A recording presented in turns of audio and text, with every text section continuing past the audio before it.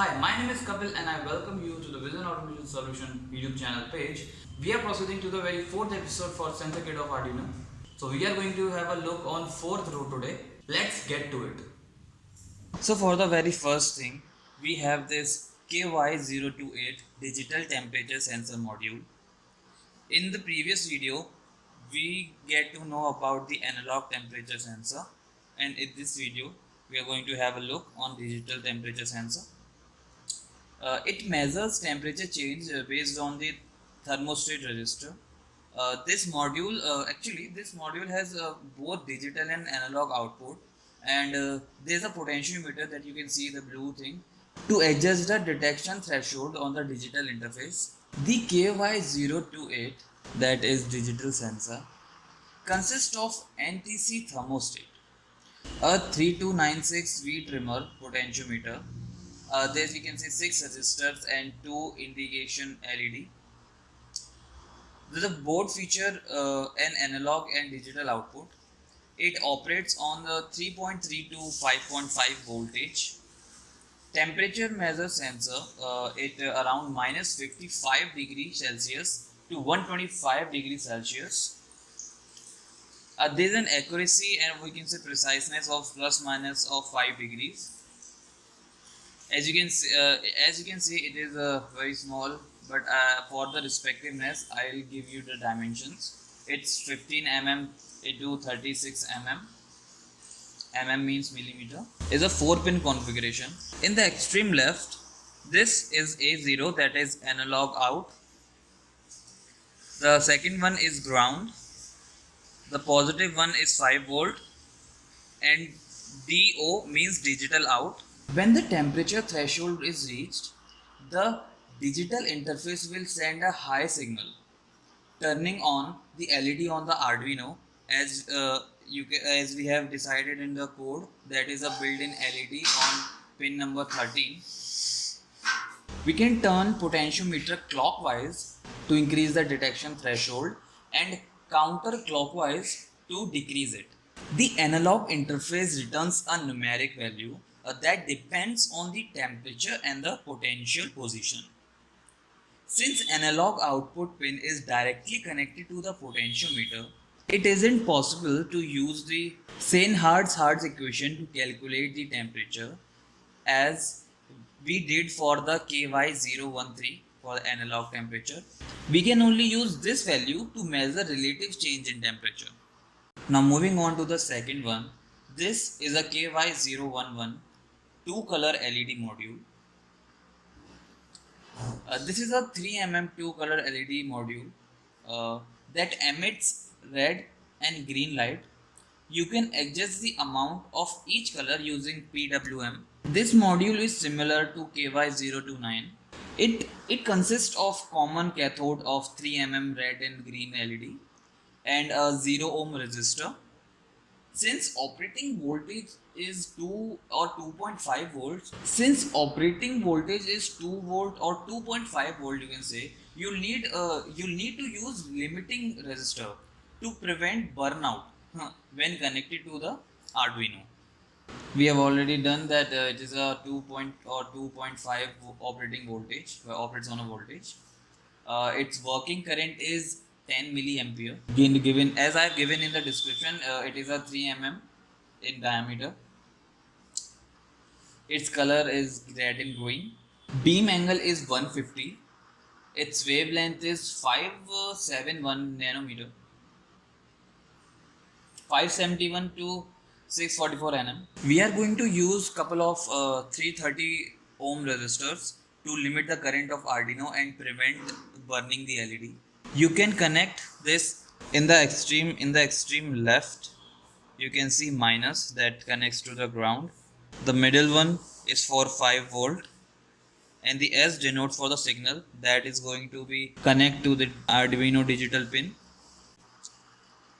We can use this as an indicator, as we have discussed that it emits green and red, so we can use this for stop and go, simple indication.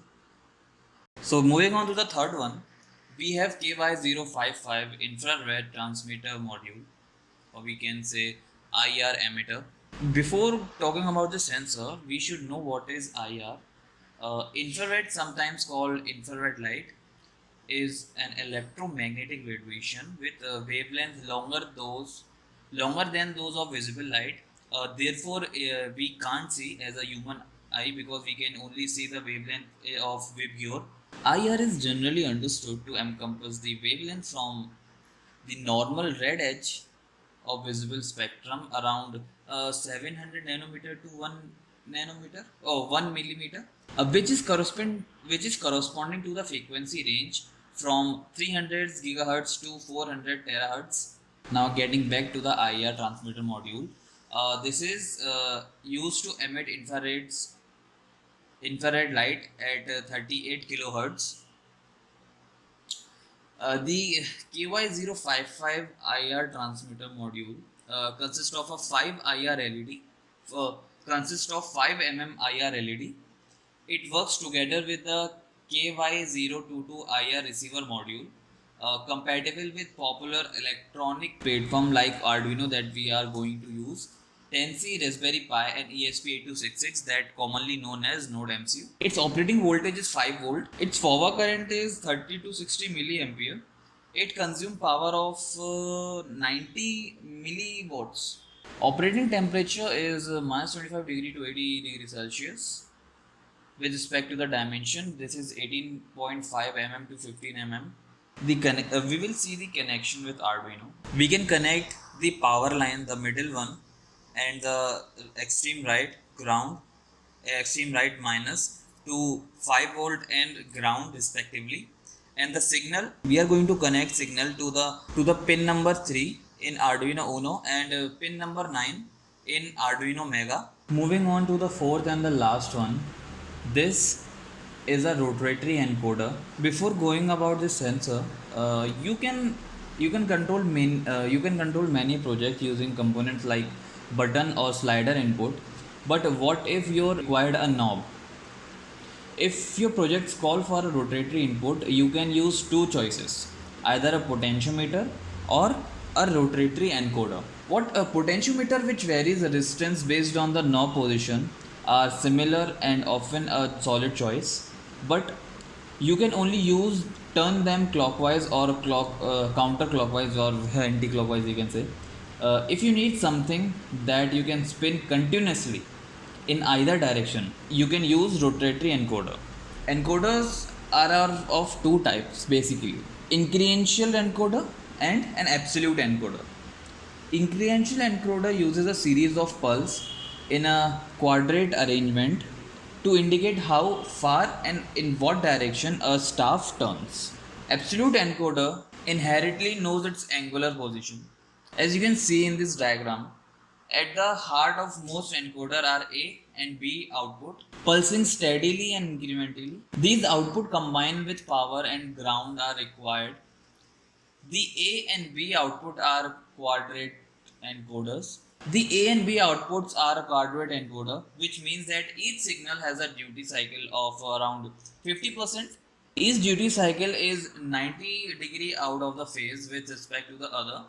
One output changes when the other is halfway through the time it takes to change state. The connected microcontroller that we have, Arduino. The Arduino translates these pulses into increment of rotation, and the pulse sequences will imply which direction that the shaft has turned. As shown in this diagram, if the B signal rises while A is in a low state, then the position of this pattern have advanced to the right. If, however, the B signal rises and the A is already in the high state, then what will happen? It will turn to left. Combining with the rising and falling of A signal, this gives four distinct states of each line: B rise, A low, B fall, A high, B rising, A high, B falling, A low. Once we have understand how encoders A and B line pulses with rotation, we are getting useful output in a matter of transmit this input into code. Now talking about this rotatory encoder, ground is connected to the ground connection, the very first one, plus connects to the 5 volt. SW is an active low push button switch output When the knob is pushed, the voltage goes low. dt is output B in the same as the clock output, but it lags the clock by 90-degree phase shift. This output can be used to determine the direction of rotation.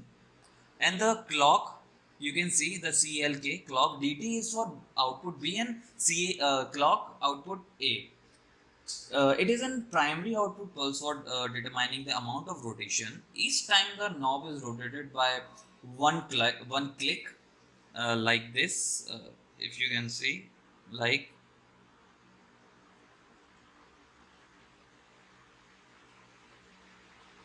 like this, one click in either direction, the clock output goes through one cycle of going high and then low.